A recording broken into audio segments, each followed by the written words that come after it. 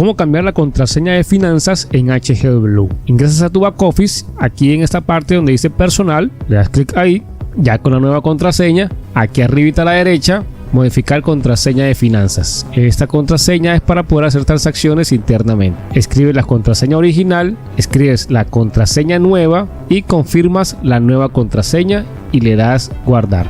Y así es como cambias tus contraseñas en HGW.